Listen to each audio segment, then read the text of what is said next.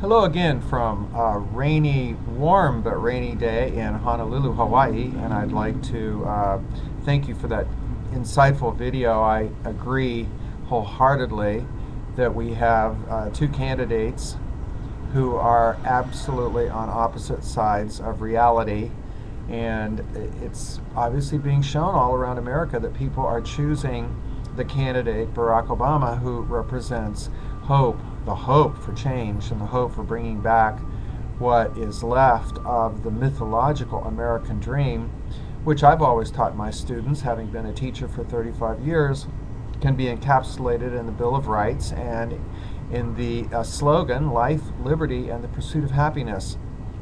Which brings me to my campaign.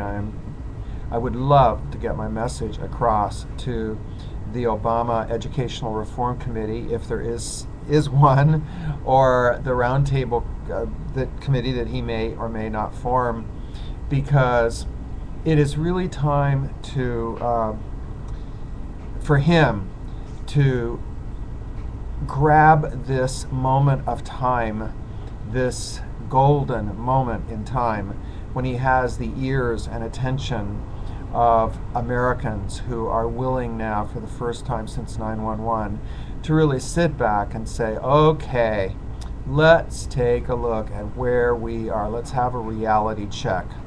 Let's get real. And in fact, I think that's a great challenge for him to really take on and answer. In the debate where he said, my followers are not delusional, that it's absolutely true. We are filled with hopes and dreams that Barack Obama and his campaign may have what it takes now to stand up for the very best in the so-called and yet unrealized mythological American dream. My message to the Barack Obama camp is to do what I've been called a sacred cowpoker, because a friend of mine and I did a documentary film that was in the Aloha Film Festival last year called Out and About with Brewer and Berg, and it actually won. And in it, we poke fun at the great institutions. We compare Bush to Caesar. We compare the war in Iraq to the games in the Colosseum. We compare the Catholic Church to the ancient Roman Empire, with their gowns and their pompous way of lording it over the entire world, with a rigid set of belief systems that not only does not connect people with their inner God being, but actually does a lot to make people feel guilty and disconnected and therefore disempowered. So a local writer here in Hawaii, Pila Childs, who wrote Magic and Mystery of Hawaii, called us the cowpokers, and then he added sacred cowpokers. So I would like to pass that on to Obama Baraka's campaign. He's in Texas. It would be a great idea for him to put on a cowboy hat and say, you know what, it's time, it really is time to start poking at some of these sacred cows. My particular expertise is the school system, and boy, is that a sacred cow that needs poking, which I have done in my book, Uncle Tom's Classroom, How One Public School Teacher Can Awaken His Students to the Cosmic Super Self Within.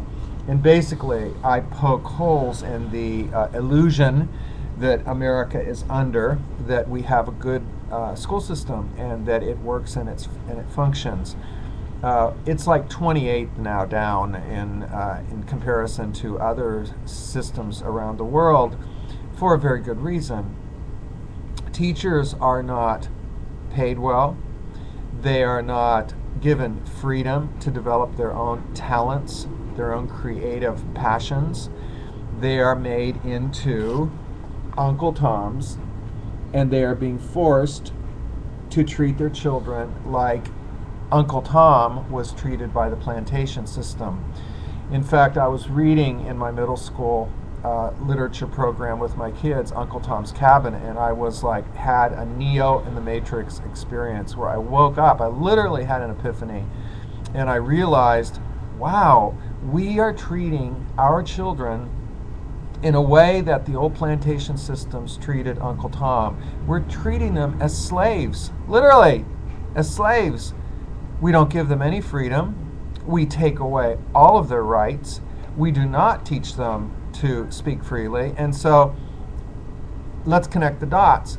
When you teach children not to think creatively and freely, when you teach them that the only reason they're here is to become an Uncle Tom to fit into the military-industrial complex's agenda, when you punish children for thinking independently and for trying to be individualistic, you create a society of passive, lethargic, lemming-like, zombied out, Walmart-infested herds of sheep who keep going in the wrong direction. So thank God we have Barack Obama and all of this excitement now that we can take our ship of state and turn it in the exact opposite direction by beginning to poke some fun and some insightful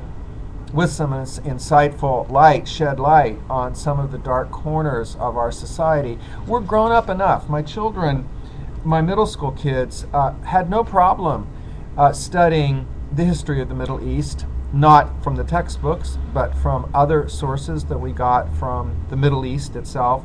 And they had no problem understanding that there were forces here in America all the way back through the Eisenhower, way back through the colonial time. There were forces in the West that really mistreated and created coups d'etats and really manipulated things in the Middle East, did not treat Middle East countries with respect and honor, and therefore created the blowback, which eventually became the very confused and I think still very unexplained 911. I think there's a lot of mysteries there too, and that's another sacred cow that I wish Barack would poke and call for a complete investigation as to what happened. Don't just say go chase Osama bin Laden into his cave. That's a sacred cow, that he was the one and only cause. I think most Americans realize now that there's something fishy going on in the state of Denmark. There are too many weird, strange things that happened, like NORAD's confusion that day. And yet, these systems, these sacred cows, the military-industrial complex tells us, oh, we'll take care of you, we'll take care of you. But when the chips are down, did they take care of Manhattan? No. Did they take care of New Orleans? No. And ultimately, as a teacher of 35 years, I'm telling you something, they are not taking care of the children. What the military-industrial complex is taking care of is the military-industrial complex. So another sacred cow is for the Barack Obama campaign to set up roundtables to examine the dark side of the military-industrial complex and what it's doing to destroy what's left of the American dream.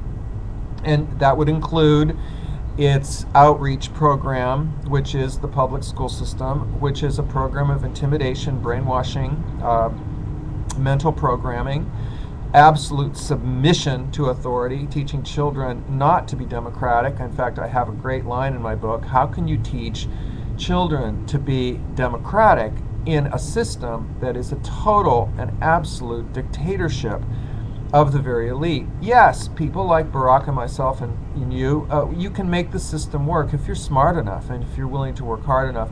But for the majority, these sacred cows, these large systems, are not working very well. In fact, they're more like digital plantations that keep people enslaved into lifestyles that are really miserable. And I think there's a really great depression out there, a psychological and spiritual depression, which the Barack Obama campaign now has an opportunity to lift by saying, let's poke those sacred cows. Take a look at the Federal Reserve. It's not even legal.